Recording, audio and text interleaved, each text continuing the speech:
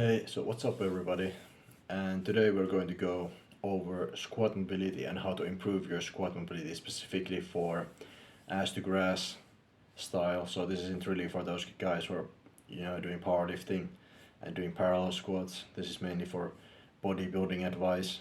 So how to get that deep range of motion and what I've done to improve my range of motion, what is actually useful for getting a good ass to grass squat, at least in my experience, and what I've learned from other people and my own experience. And that's what I'm going to share with you today, and we're going to go over that now. So first of all, let's talk about squatting first of all. So first of all, let's talk about squatting just simply and generally. So first, to begin with, why do you want to do ATG squats? First of all, you want to do ATG squats because you want that deep range of motion so you can get more hypertrophy on your legs. It's pretty simple. You want to be able to do flat squats or anything of the like, just normal ATG squats maybe. And that's really the only reason. We just want more hypertrophy. Then, how do we just use squats in and of itself to improve our mobility? This is where you can do just normal deep squats every day. So do like 5 minutes of deep squats, just squatting, body weight, 5 minutes a day. That's going to improve your squat mobility overall. If you have never done it and you've never really done deep squats, that's really going to improve. I've done that for months on end. I don't really do it anymore because I squat so much and I spend so much time in the deep squat position, and I stretch, so I don't really have to do that anymore if I don't want to. I do it sometimes a little bit, and it does help for sure. But I would recommend to start with that. That's a big one that would help. And of course, just experimenting and using squats normally and going down as low as you can, maybe lowering the weight, and then spending more time squatting ass to grass. That is already going to help your ATG squats. It's going to be hard at first, like anything, to get used to basically doing ass to grass all the time. And it's going to be you're going to have to lower the weight and kind of leave your ego at the door if you want to get the ass to grass squats to work for you. That's what I've noticed in my own experience, at least. Next, let's talk about stretching and my experience in stretching. I'll pull up some stretching footage right now on screen and show you the type of stretches that I usually do. And mostly what you want to focus on is increasing abductor mobility as well as increasing mobility in the quads and hamstrings. That's really gonna help a lot. I find, at least in my own experience of stretching and doing ATG squats, I notice my mobility getting better as I got more mobility in stretching done. And then ankle mobility is a big one as well. So this is a kind of a genetic point, so it's like, it's both. Some people just have good leverages. I would say I have decent slash good leverages myself already, though I still have trouble with ATG squats regardless of having good leverages, or some people say I have good leverages for squats, whatever. I never had it terrible, but I still felt like I had a lot to improve when I started doing ATG squats myself. So ankle mobility is important, and you can improve that. If I have any footage, I'll show myself doing some ankle stretching. And for ankle work, you can do stretches for ankles with like a plate on your knee and then pushing that forward. That's one way to stretch your ankles and stuff like that.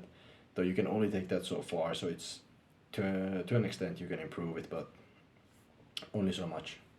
I would say at the end of the day, you're going to make some progress, but you're probably better off just focusing on the other stuff, I would say, more than your ankles. So it's on this point as well, my own experience is a bit lacking since I haven't spent that much time just stretching my ankles. I've spent more time just doing general stretching and squatting and trying to improve my deep squat like that. But if you have really horrible genetics for or leverages for squatting ass to grass, then this might be a tough point for you, but I would recommend trying the other stuff and see if you can find a way to improve your work.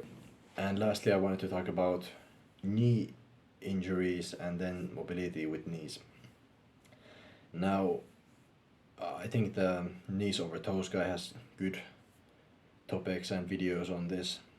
He mentions backwards walking and stuff like that if you wanna improve like any knee injuries and knee problems.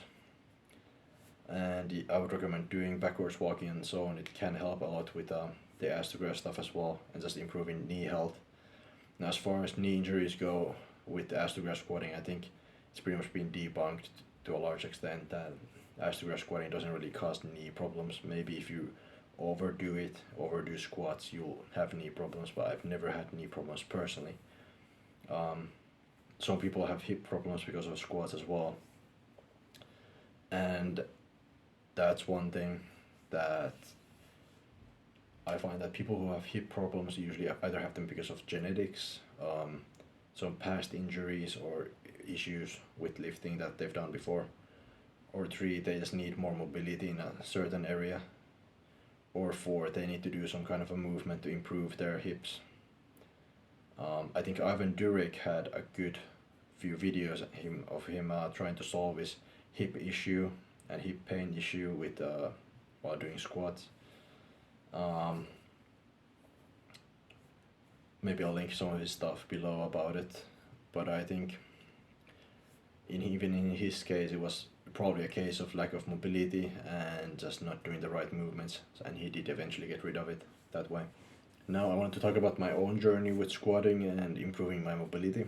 So first of all, leverages, I have decent leverages, so I haven't had huge issues getting into ass to grass squats, but at the same time I had a lot to improve. I found I didn't think my form was too great and so on. Here's where I would mention bar placement on high bar ass to grass squats is very important.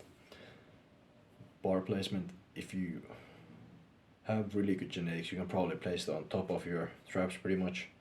I would say you have to put it more on your shoulder region when or just lower in general till you find a spot where you can find that your back won't go forward, so that you can get a position where basically like you're not leaning forward as much as you would. Like depending where the bar is, you're gonna lean forward more if you don't have the genetics to just stay upright. Especially if you're a taller person, you're gonna have to do some experimentation with the bar path for sure. And finding your bar position, I had to do that for a while, and I think I've now got it and I can keep my back pretty much straight. Though I have a very strong back, so I can usually push through it, so I wouldn't really even notice all the time that I'm pushing with my back. I can maybe pull up some footage of me actually doing a 160 kilo squat of with bad bar placement, and yeah, that wasn't pretty. It didn't feel bad. I didn't get injured, but it's still not ideal, and I would not do it again.